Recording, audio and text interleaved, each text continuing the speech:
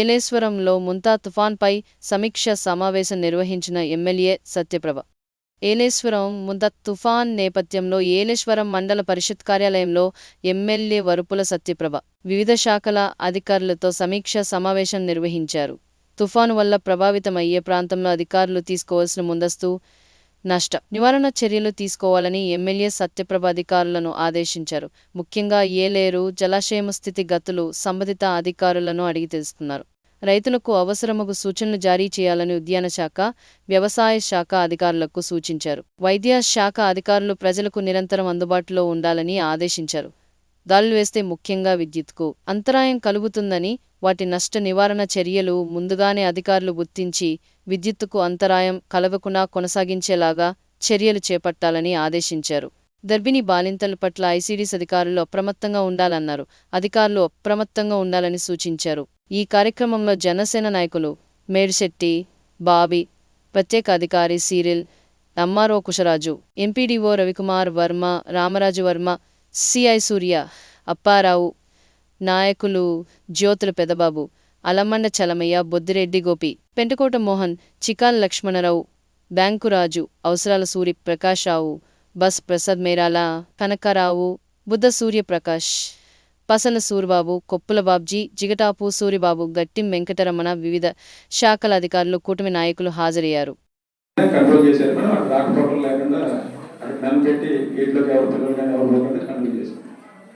Present ప్రస్తుతానికి down area మీద ఈ సైక్లోన్ ఎఫెక్ట్ వల్ల మనం ఇబ్బంది పడేదాన్ని మన నాయకులు కానీ అధికారులు కానీ అందరూ కూడా ఎలక్ట్ అవ్వాలని చెప్పి సందర్భంగా తెలియజేస్తాం.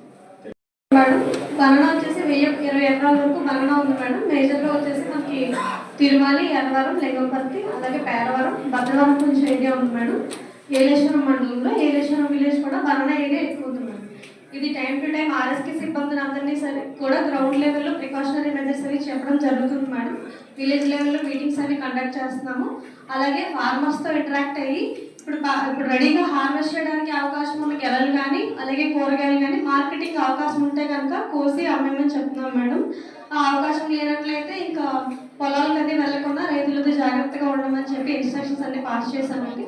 అదేవిధంగా కూరగాయల రైతులు ఏమైనా పంట నీరు మునిగినట్టు ఉన్నా సరే అవకాశం ఉన్నంత వరకు నీరు అది బయటికి పొలం నుంచి బయటికి పంపించేసే విధంగా చూసుకొని వర్షాలు తగ్గిన తర్వాత ఫంగిసైడ్స్ అలాగే న్యూట్రియంట్స్ స్ప్రే చేయమని చెప్తున్నాం మేడం.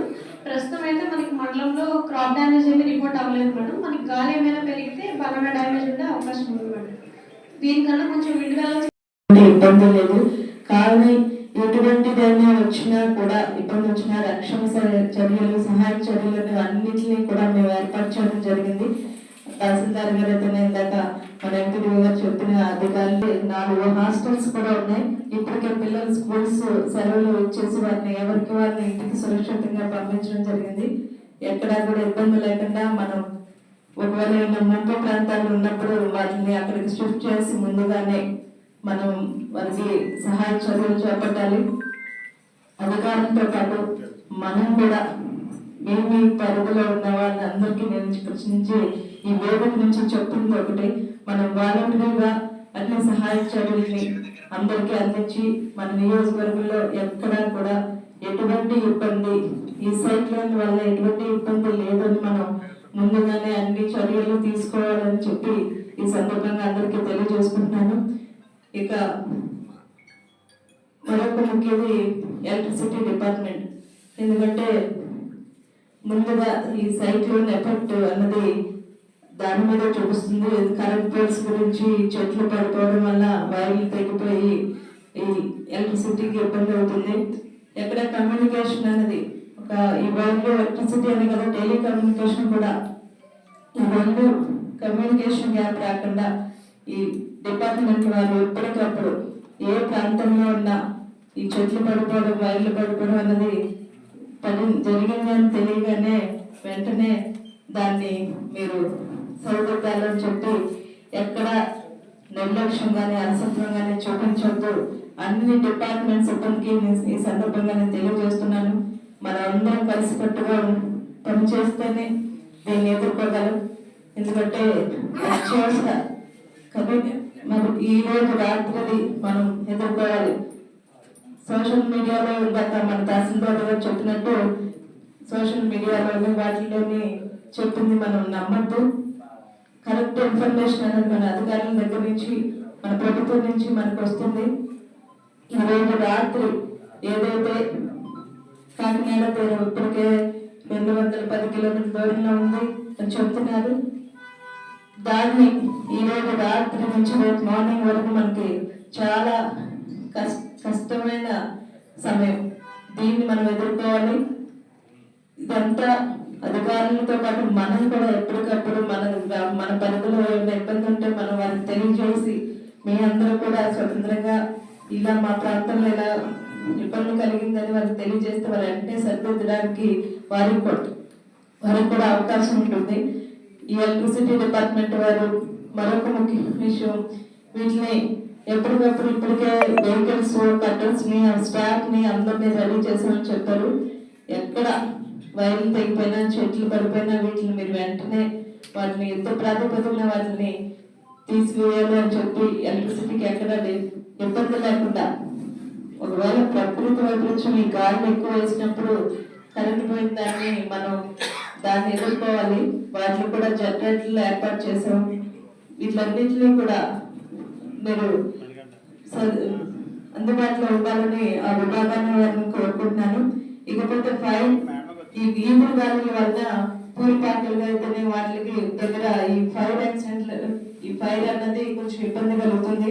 వీటిని కూడా మీరు ముందు అందుబాటులో ఉండాలని ఫైర్ డిపార్ట్మెంట్ వారికి కూడా నేను తెలియజేసుకుంటున్నాను. ఇక మరొక విషయం, ఈ సైక్లోన్ ఎఫెక్ట్ అయిన తర్వాత వాటర్ ప్రాబ్లం, ఏదైనా వాటర్లో కొంచెం ఈ కంటామినేటెడ్ అయిపోయినప్పుడు వృద్ధులకైతేనే పిల్లలకైతేనే దానికి స్పీడ్గా ఎఫెక్ట్ అవుతారు.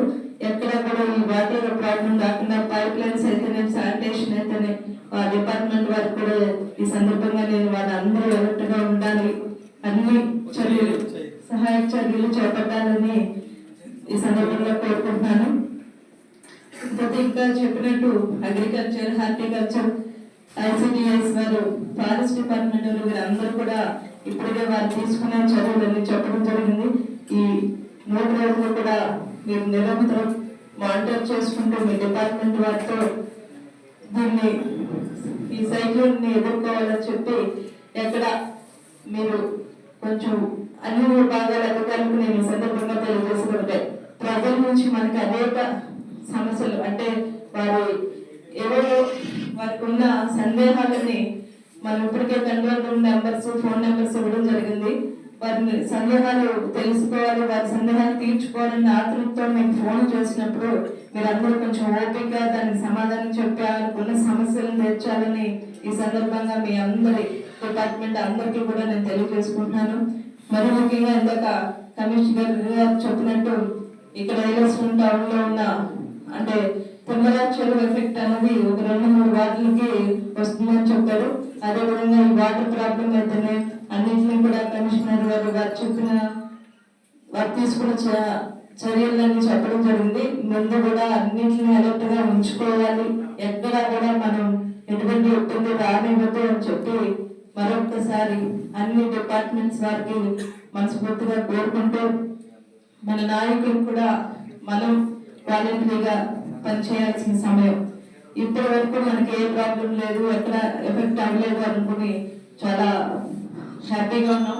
ఈ 2 రోజులు కూడా ఈ వేళ రాత్రి కూడా మనం ఎదుర్కొని ప్రతి ఒక్కరూ కూడా మీ ప్రాంతాల్లో ఎక్కడ ఇబ్బంది ఉన్నా వాలంటరీగా మనం ముందుకు రావాలని, అదేవిధంగా ఈ పశువుల గురించి చెప్పడం జరిగింది. వారి యజమానాన్ని కూడా మనం అందరికీ తెలియజేసి వారిని రైతులనైతే వారు కూడా డిపార్ట్మెంట్ వారు ఎన్ని చెప్పిన ప్రికాషన్స్ మనందరూ కూడా స్వతంత్రంగా మనం మన కష్టపడి ఇప్పటి వరకు కష్టపడి తీసుకొచ్చిన ఈ స్థాయిలో పంటల్ని కాపాడుకోవడానికి స్వతంత్రంగా మన బాధ్యత కూడా ఉందని రైతులకు కూడా మనం తెలియజేయాలి.